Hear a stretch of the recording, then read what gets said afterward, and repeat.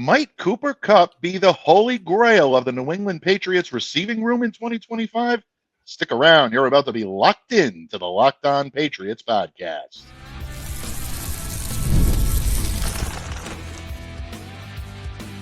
You are Locked On Patriots, your daily New England Patriots podcast. Part of the Locked On Podcast Network, your team every day. Hello to all of you Foxborough faithful, and thank you once again for making Locked On Patriots a daily part of your New England Patriots coverage.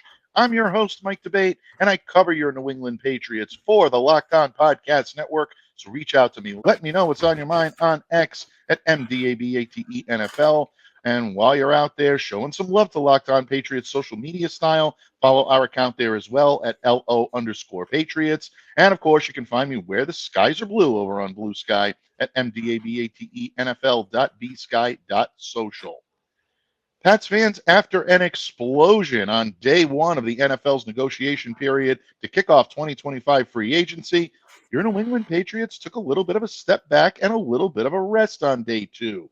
No transactions to speak of, but I have it on good authority that the Brain Trust over at One Patriots Place in Foxborough were busy at work getting ready for the official start of the 2025 NFL season. 4 p.m. Eastern, Wednesday, March 12th, is when all of these unofficial signings become officially official. Which one of the moves that the Patriots made was your favorite? Not necessarily the biggest, not necessarily the most popular, but your favorite among the moves the Patriots have made so far. We're going to discuss that point today. We're also going to point to where the Patriots need to go from here. Because for as many roster deficiencies as the New England Patriots filled on Monday, there are still some glaring holes on this roster that need attention. And of course, to kick everything off, we're going to be talking about arguably the Patriots' biggest need, but definitely their most high-profile need. Could soon-to-be former LA Rams wide receiver Cooper Kupp fit the bill? Well, we're going to discuss that and kick off today's show in just a moment. And I say we because joining me here today on the airwaves is the only man with the reason, the wisdom, the counsel, and the level-headed approach we need heading into the start of the 2025 season. And that is my good friend, columnist extraordinaire at PatsFans.com, another amazing Patriots podcast, Patriots 4th and 2, my good buddy Steve Balestrieri. Steve, welcome back to Locked On Patriots, Paisan. Oh, my pleasure. It seemed like we hadn't done this since yesterday. Yeah, absolutely. Yesterday, I had the great fortune of having the script flipped on me. I was the subject matter expert. I like to say that. I really wasn't, folks. When you're in a room with Steve Balestrieri and Derek Havens, you're really not the subject matter expert, but they did pull upon my wisdom and counsel. I'm forever grateful to them for that. If you haven't had the chance to check that show out yet, please do so wherever you get your podcasts and add Patriots 4th and 2 to your daily rotation. You will not regret it. One of the great listens out there in Patriots Nation. And Paisan, we find ourselves in unique territory. The New England Patriots spent an awful lot of money on Monday trying to upgrade this roster. A lot of the big high-ticket profile signings that they made were on the defensive side of the ball. But Patriots still have a large void at left tackle. They still have a major need when it comes to the wide receiver position. We're going to talk about left tackle in just a moment, folks. Let's talk about the wide receivers. And Steve, there are still a number of receivers left on the market. You might say that the market has yet to be set. This is usually a position that takes a little while to get going.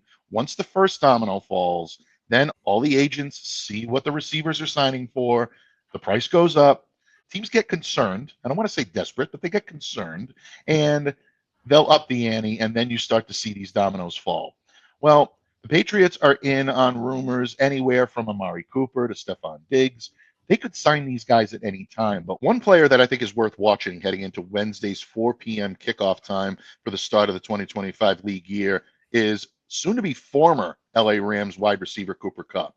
Now, we've talked about Cooper, and we've talked about his prowess as a receiver here many times on Locked On Patriots, whether it be when the Rams are coming to town or when the Patriots are headed out to LA.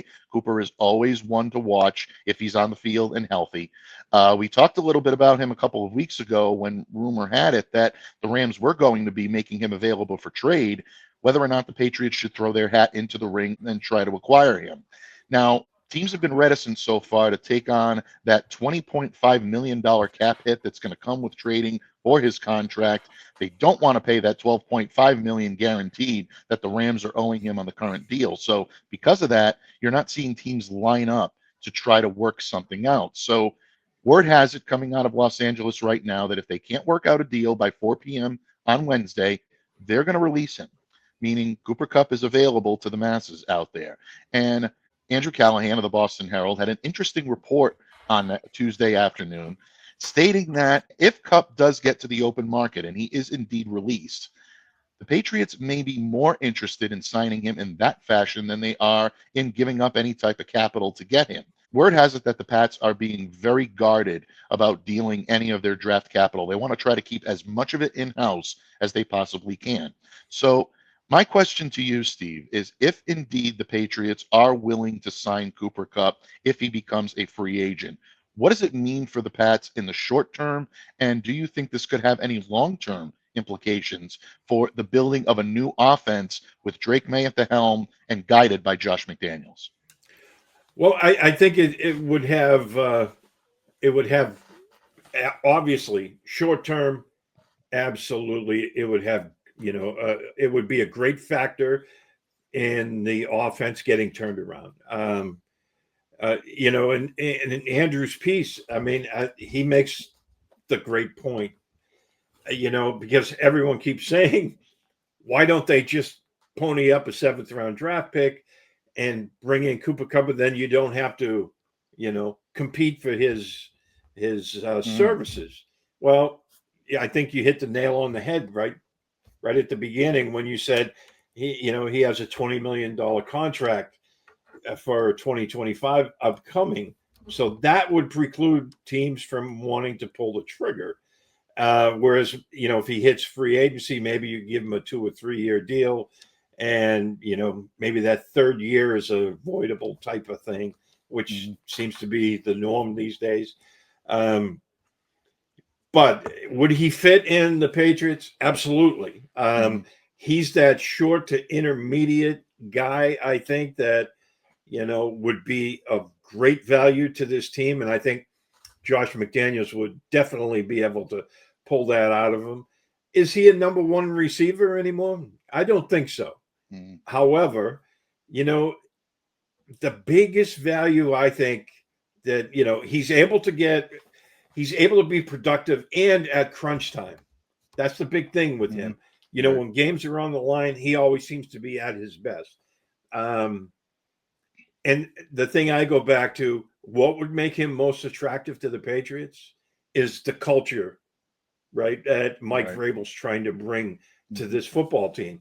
And what did he say in I think it was his introductory press conference where he said, we want effort and finish. And, Kupp has been I think 5 or 6 time captain of the Rams. Right. He brings that every day when he comes to work, that effort, that finish. He would immediately upgrade the team both on the field and in the locker room. Again, is he a number 1 guy? No. But he would immediately become a leader in the clubhouse as well as on the field. And he's going to bring you that effort and finish mentality. I think that the wide receiver room was really lacking in it a year ago. Plus the fact that he would immediately become the best wide receiver on the Patriots roster. And I think you could point to the same kind of, like we talked about yesterday, the same kind of intangibles, right? That effort and finish, the guy they signed yesterday, Mac Hollins. Absolutely. They're bringing these lunch pail guys in, like that are going to, check the ego at the door. They're going to come in and work hard, and they're going to give you the very best that they can every day. And I think that is the most important part of bringing in a guy like Kupp. Absolutely. And there is something awfully familiar about this. I kind of feel like Biff in Back to the Future Part 2, watching it and saying something really familiar about all this. It really is. It harkens back to the early days of the Bill Belichick era here in New England, bringing in guys like Roman Pfeiffer, bringing in guys like Brian Cox, bringing in guys like Mike Vrabel, who were not coming in with any ego attached to what they were doing. They wanted to be here for one reason and one reason only, because they felt like they were a part of building something special. And this, to me, is where Cooper Kupp may have interest. And directly from Andrew's piece, he did say that he is intrigued by what's going on in New England right now. Definitely likes Drake May as a prospect, thinks that it would be interesting to play for him. His curiosity is piqued by possibly playing for guys like Mike Vrabel and Josh McDaniels.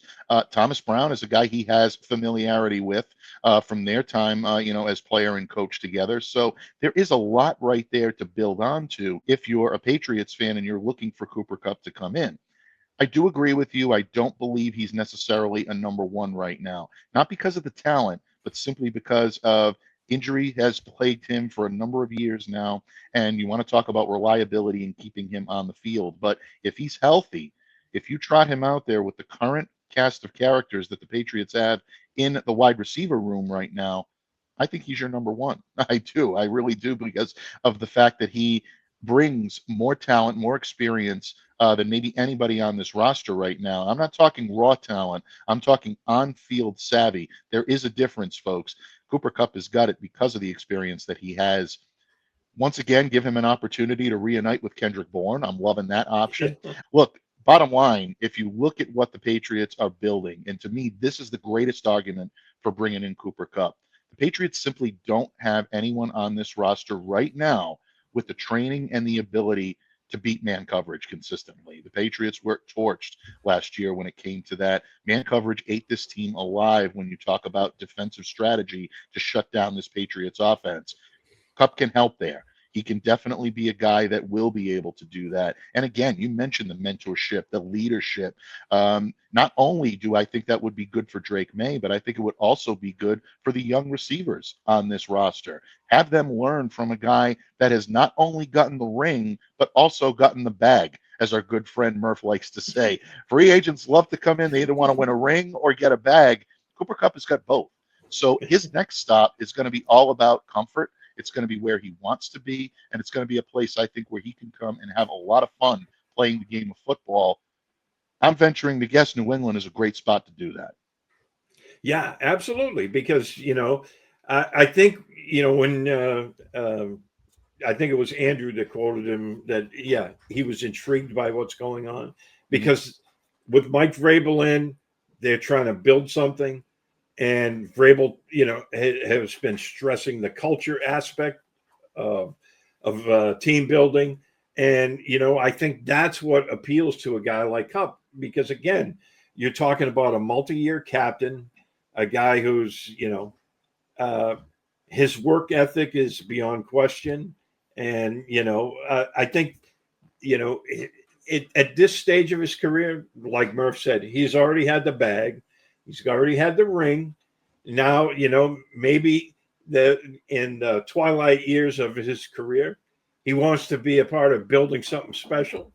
And, maybe he feels like with Vrabel, Drake May, at the helm, working with Josh McDaniels. I mean, that's going to be, working with McDaniels as an offensive coordinator, I think is going to draw some people in. Maybe not right away, but it's going to happen. And I think that he could really help out in that aspect where, I think he would be a great fit with Josh McDaniels. And the fact that, I think him and that, Mac Hollins, right? They bring that kind of mentality where they're going to, go all out every day. And they're, guys who have a lot of experience. And I think they're going to elevate the rest of that room. And as we saw last year, again, that wide receiver room was kind of fractured last year. Now, Kendrick Bourne will be a year past his rehab. So we hope to see him back to his normal self. And we'll have to see how that all works out. But I think bringing in Kupp, again, he's not going to be that 1,500-yard, season type of guy. But if he can give you 70 catches, 800 yards, we'll take that. Absolutely. We'll anyone looking for maybe that speedy weapon downfield, maybe the Patriots dip into the draft. Maybe they do put some of that remaining cap space to work. Still a lot of talent out there on the offensive side of the ball that the New England Patriots could procure by a pure free agency. We're going to get into that in just a moment, but Steve and I are going to take a little trip back in time a couple of days, and we're going to talk about an explosive Monday, a red letter date in the history of these new New England Patriots under Mike Vrabel, Ryan Cowden, Elliott Wolf. A lot of marquee signings on Monday. However, which were the favorite moves of Steve and myself? What were your favorite moves? Well, we're going to reveal ours in just a moment when this episode of the Locked On Patriots podcast continues, a proud part of the Locked On Podcast Network, your team every day. This show is sponsored by Betterhelp. Taking care of your mental health can feel like a big investment, but it's just as important as taking care of your body. Traditional in-person therapy can cost anywhere from $100 to $250 per session. But with BetterHelp, you can save up to 50% per session. BetterHelp offers a flat fee for weekly online therapy sessions, making professional support more accessible and affordable. With over 300,000 therapists and over 5 million people helped, it's the world's largest online therapy platform. Therapy isn't just for tough times. It's a great tool for learning coping skills and setting boundaries. BetterHelp makes it easy to fit therapy into your schedule, whether you're working, parenting, or always on the go. Your well-being is worth it. Visit betterhelp.com/lockedon today to get 10% off your first month. That's BetterHelp, HELP.com/lockedon. Patriots fans, thank you once again for joining us here today on Locked On Patriots as we continue to dissect the Patriots' pursuit of free agents in 2025. The negotiation period is just about over. The New England Patriots set to enter the 2025 NFL League year at 4 p.m. on Wednesday, March 12th, along with the remaining 31 teams in the NFL. The Pats got off to a hot start on Monday, 9 moves in total from Sunday night to Monday evening, 8 of which will involve new players coming into Foxborough. Tuesday, a little bit of a slower news day for New England, but still a lot going on behind the scenes, which should lead to an exciting Wednesday. In fact, as you're viewing this right now, Cooper Kupp may be on his way to New England. The Patriots may have already signed a couple of free agents at wide receiver that may be solving all your problems and answering all your questions. Maybe they took a dip into the left tackle position.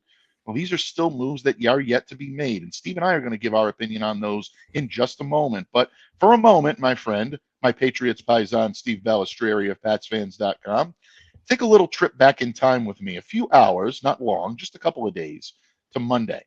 Monday evening, you're sitting there watching the list of Patriots moves, transactions that were reported. And you look at Milton Williams at the top at the defensive tackle position. Carlton Davis coming in to help shore up that secondary. You got Morgan Moses coming in to help provide some veteran leadership to that offensive line. We mentioned him before. Mac Hollins coming in to add a bona fide football player to that wide receiver group, something that group needs desperately. All of these moves will have implications on the Patriots season, some of which got their share of media coverage. Obviously, Milton Williams being the marquee signing of the day. Carlton Davis, a cut below that. He got a lot of press as well. But just because they're the most high profile doesn't necessarily mean they're your favorite. I love asking you this question because not only do you take the reasonable approach, but you see things us mere mortals don't see a lot of times. When you look at the list of transactions, start to finish, Bud, which was your favorite and why? Well, I'll tell you right off the bat, I like the signing of Robert Spillane. Again, you know, he's one of those guys that total effort all the time. 158 tackles last year for the Raiders. Right. 10 tackles for loss. So you know he's one of those guys that fits that downhill penetrator, you know, aggressive, you know, in run support. That's what Mike Vrabel's looking for, right? I mean, absolutely. You know, I think he's going to be a tremendous addition to this defense, and I think he's going to fit in really well with what they're, you know, trying to build here. Mm. I really don't like that move. But my favorite has to be, and you got to love Boston sports radio. They're signing guys that fit the bill, right? Mm. And they're filling needs. Carlton Davis, to me, was a tremendous signing because now you have actually two number one corners. Right. Christian Gonzalez, Carlton Davis. I mean, you got to love that, right? And the Boston sports media was poo-pooing everything, like, they haven't done anything of note. And then while they were actually on the air, saying this, breaking news: the Patriots signed Milton Williams. And to me, I mean, this was the guy who, to me, he was the top free agent defensively in the league this year. I thought he was like that guy, that he was the hot name everybody was looking for, and the Patriots were able to reel him in. And I absolutely love this move because it cements, what we've all been saying, that they're going to be more aggressive, they're going to be penetrating, because Milton Williams isn't a two-gap read and react defensive lineman. No. He's firing off the ball, and he's going to try to penetrate. He's going to try to disrupt everything in the backfield. And I absolutely love this. We've been talking on our podcast on Patriots 4th and 2 for years that we've wanted them to be more aggressive, get to a more aggressive front, penetrate, disrupt at the line of scrimmage. And I think this is going to really help them do that. In fact, you and I were talking yesterday, right? If Christian Barmore's health issues are behind him this upcoming season, you pair him and Milton Williams in the middle, man, you're talking about two guys that can really get after the passer, and that will help your edge rushers get home and get the sacks, because quarterbacks, as we all know, that pressure right up the middle, that's the hardest to get away from. And Absolutely. if in the pocket, they don't have that area to step up, and that's where your edge rushers come in. Yeah. I think this was a huge move for the Patriots, and I'm really happy for it. And it seems like Milton Williams is pretty happy too, because he had a Brinks truck back up into a driveway. Absolutely. I mean, I don't see how anyone could look at the Milton Williams signing and find fault in it unless you're looking at it purely from a financial standpoint. And I mean, obviously, if you're looking at $26 million a year, you're looking at over $60 million guaranteed, $104 million in total. Those are high totals for a guy that hasn't played 50% of the snaps in a season to date. However, as we pointed out in our discussion yesterday on Patriots 4th and 2, this is a player, Steve, that has continued to increase his snap level each and every year. And when you're playing alongside bona fide pass rush studs, such as the laundry list of high-level defenders that the Philadelphia Eagles put out there every day, it's no wonder that the snap counts are going to be low, because there's only so many snaps to go around in that defense. So now with Milton kind of getting the spotlight on him, he's the guy here in New England. I think you're going to see that continue to go up. The 40 quarterback pressures, once again, that's 4 more than the previous 2 years combined in 2022 and 2023. So you're seeing that progression and him kind of working his way up to an elite level in this league. But again, I think you hit on it very well. If Barmore is in the lineup, that's an elite front seven. That's an elite defensive front. If Barmore, for some reason, is not in the lineup for a part of the year or is going to have difficulty coming back, you have the guy now that can help take that pressure off of the pass rush. And I think right now this is I think it's a dream scenario for Milton Williams to come in here to New England. So really the only drawback is whether or not you believe the Patriots overpaid. Other than that, this is everything they needed in this defense. And I think it really lends to what the focus is from Mike Vrabel and Terrell Williams, and the fact that they targeted someone like a Milton Williams. They saw he was ready to go to Carolina, and they weren't willing to let that happen. That goes to show you how much they coveted this guy and how much he fits their future plans heading into this season. I'm going to stay on the defensive side of the ball, and it's a guy that you just mentioned a few moments ago, and that's Robert Spillane. I think Spillane may be my favorite signing of Monday. It was the first one that was reported. And the reason why I love this one is not so much for the on-field prowess that he gives you. He's not the best coverage guy in the world. I think he is very good with sideline-to-sideline speed, very good against the run, and I think that he can be an asset in that department. But the leadership ability and the old school vibes this guy gives off in terms of that smash mouth type of player that Patriots may not have had in a while here in New England, to me speaks volumes about the type of culture they're looking to build. In speaking with several Patriots players last year off the record, one of the first things that I heard from a lot of the defenders on that team was lack of structure, lack of leadership, and virtually no communication. And that's a problem for a defense, especially a defense that was so predicated on all of those for so many years when Bill Belichick had control over this defense.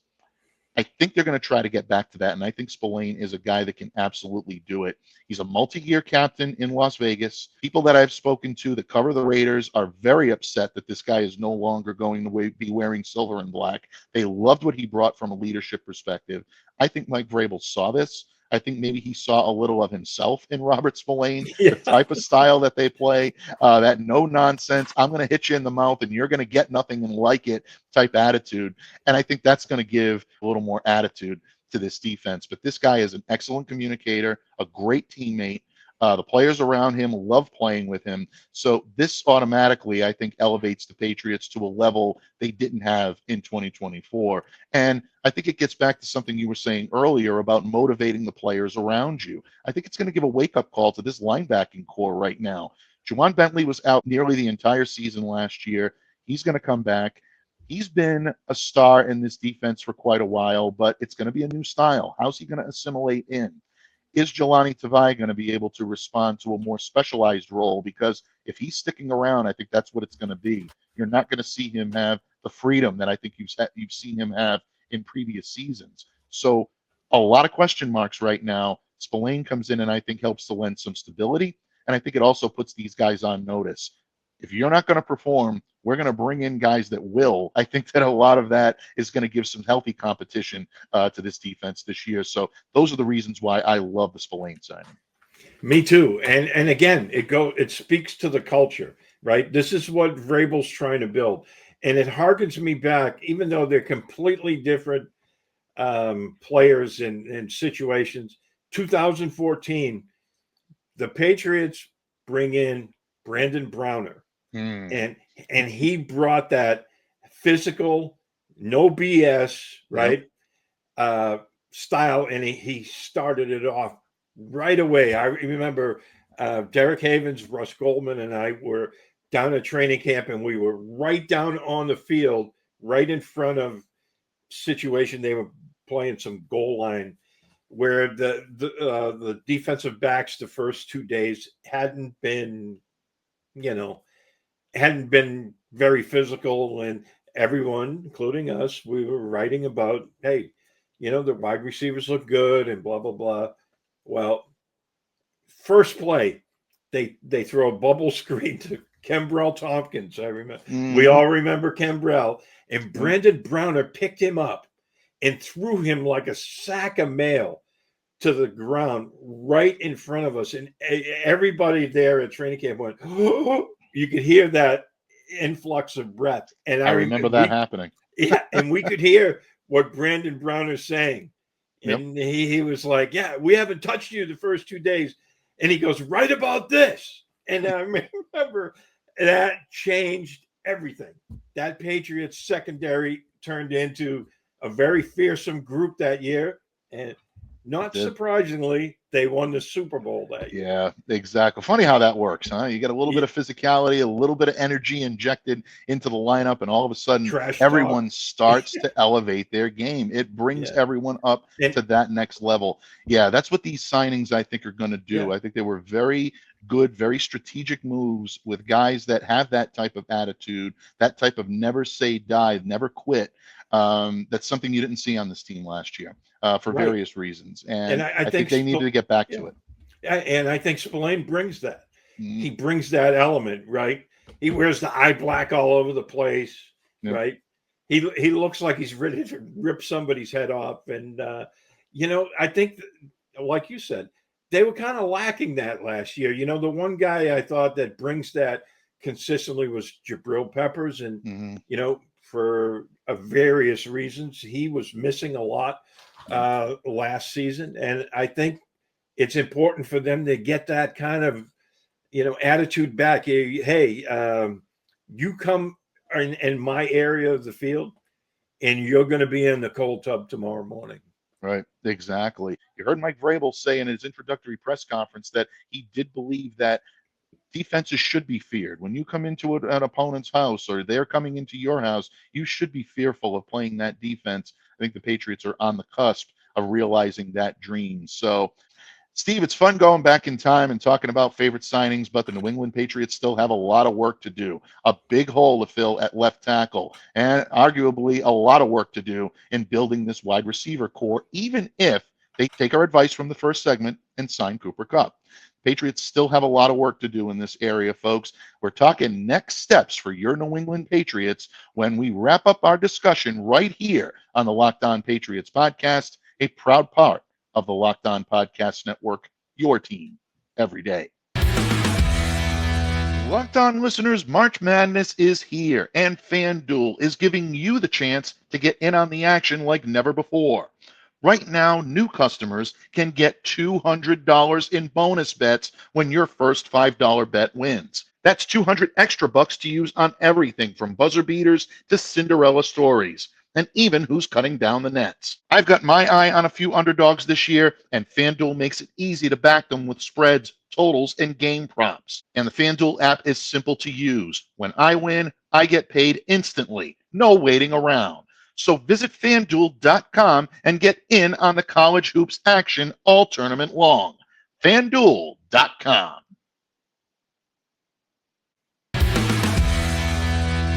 Patriots fans, thank you once again for joining us here today on Locked On Patriots as we continue our delve into free agency week, the kickoff of the new league year in 2025 for the NFL, most importantly for your New England Patriots. And joining me here to lend the wit, the wisdom, and the level-headed reason that we need here to break down a lot of the moves the Patriots have made and those still yet to come is my good friend and Patriots paisan, Steve Balestrieri of PatsFans.com.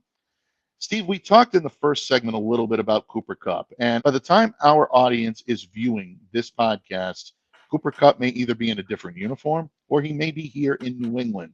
I do believe that regardless of the outcome when it comes to Cooper, Patriots still have a lot of work to do to upgrade this receiver room. And if there is a knock on the moves that they've made thus far, it's the fact that maybe they haven't addressed arguably their two biggest needs, receiver, and of course, I believe to be their biggest need, a left tackle, a starting caliber left tackle that can come in and provide protection for Drake May's blindside.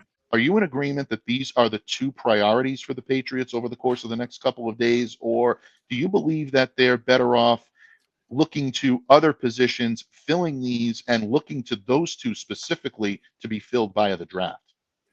Well, I think you still have to, kick the tires on any players that are out there that you believe can help you in those two premium positions that you mentioned. Obviously the draft is coming and they will obviously address those during the draft. However, you don't want to have to rely on the draft if there's somebody that can help you.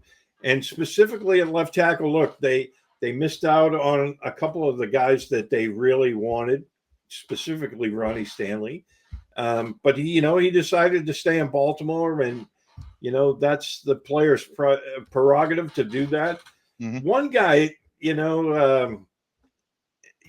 well, a lot of people have been mentioning Cam Robinson. The one guy I would kick the tires on, and hear me out on this, I know he's old. He's not the player that he was when he was with the Cowboys, and that Tryon Smith. He's still got that. He's not the athletic player he was. We all know that, but He's still got that technique. And granted, he's had some injury issues, but I would bring him in as a stopgap measure. Still draft a guy high, but that way there, you're not forcing a rookie to step right in to left tackle in the NFL, right? He Right. can learn from a guy like Smith, and actually you elongate Smith's career, because maybe if he's a part-time player and you're gradually working a rookie left tackle in, that way there, you keep the veteran for maybe another year where he wouldn't have that. And at the same time, your rookie, can transition into an NFL left tackle. And you're setting yourself up for, you obviously have that extra guy. So in case of injury or whatnot, you have that base covered. And that's why I would like a guy like Smith, because I'm not as interested in Cam Robinson. I know he has worked with Doug Marrone in the past, and that may be a factor.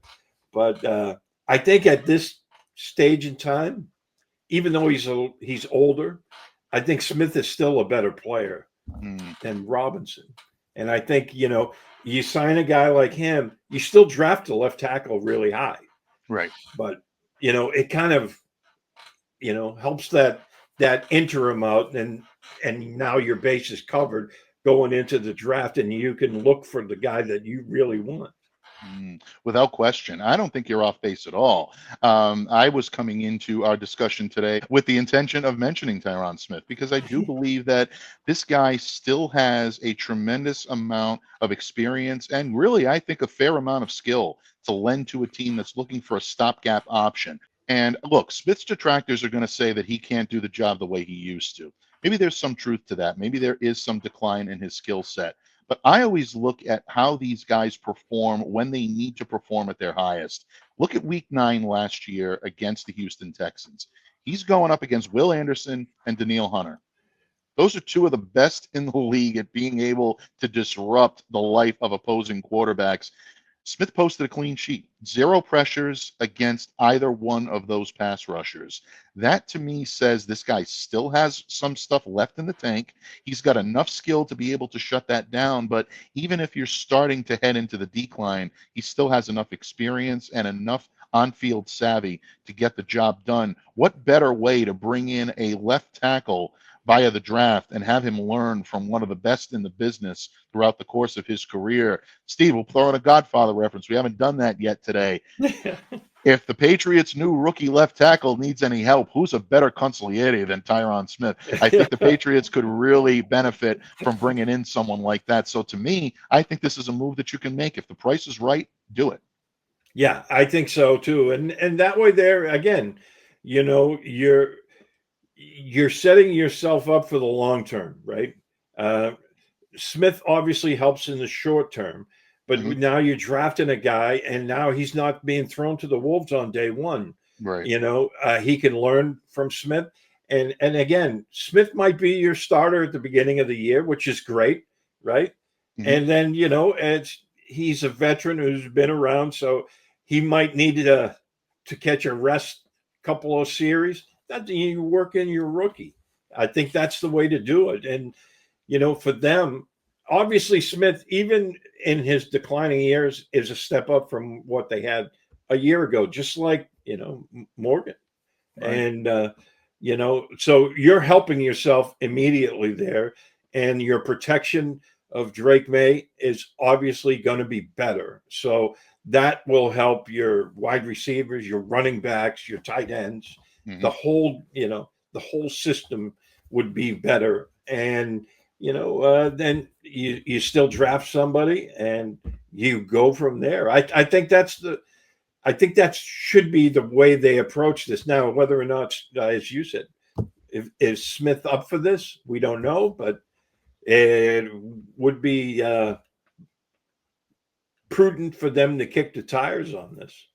Yeah, I think so. If they haven't done so already, and again, we know a lot of negotiations, a lot of discussions were being had behind the scenes on Tuesday. Just because the Patriots were not active in announcing any moves does not mean they weren't active trying to make them happen. I do have it on good authority that brain trust up at One Patriots Place were hard at work trying to make things happen. So maybe Smith was one of those. Couldn't get confirmation on that, folks, but you have to believe that if it wasn't, they're trying everything that they can in the next 24 to 48 hours to upgrade that position. Steve, I think we'll wrap it up today in the manner in which we began, and that is the receiver position. Whether or not the Patriots decide to dip their toe into the Cooper Kupp pool either at 4 p.m. Eastern on Wednesday or before that, the Pats clearly need some veterans in that receiver room that are going to come in and they're going to help this team move forward. There are a number of guys out there on the market right now. Amari Cooper, Stephon Diggs. These are names as of right now, folks. At the time Steve and I are recording, these names are still available right now. They haven't signed on the dotted line anywhere. So in your estimation, my friend, is there anyone out there in the receiver market be a solid free agent addition to this squad? Yeah, and again, if they sign Cooper Kupp, I mean, we like, the leadership he brings. Obviously, there's injury concerns. I think Amari Cooper is kind of almost in the same boat. He's been a very productive guy, but he's on the downside of his career. But again, even if they sign one of these guys, I'm not a fan of bringing in Stephon Diggs. I'm afraid that, bringing him into that wide receiver room, I mean, from a production standpoint, I think he's outstanding. But he's more of a me type of guy rather than an us type of guy. And I'd be kind of leery about putting him in that room. That's why I think Amari Cooper or Cooper Kupp would be better in that aspect. And you're still going to have to draft a guy. So, I preferably, like, say, for instance, if they would sign Cooper Kupp today, then in the draft, you have a couple of tall, big receivers on the roster now. I would go for speed, because that would be one thing you're lacking, right? Is that breakaway speed. Right. So there's guys like that in the draft. Yes. And we'll have to see how it goes. But that would be my plan. A perfect day today would be them to sign Smith at left tackle, Cooper Kupp at wide receiver, and now you're looking to the draft, and now we're going to hit the ball out of the park, right? Hopefully. Absolutely. Steve, what can I say? You always bring the wisdom, the counsel, the wit, and the level-headed reason that we need here on Locked On Patriots. Whenever we start to get a little overzealous, a little overconfident, a little worried, you have a way to take us down to exactly where we need to be in Pats Nation. And I always thank you for that, because you're always there for the handoff whenever I need you. In the meantime, on behalf of my good friend Steve Balestrieri, I'm Mike Debate, reminding all of you to stay safe, to stay well, to be the change you wish to see in the world. Have a great day, everyone, and we'll see you back here again tomorrow on Locked On Patriots.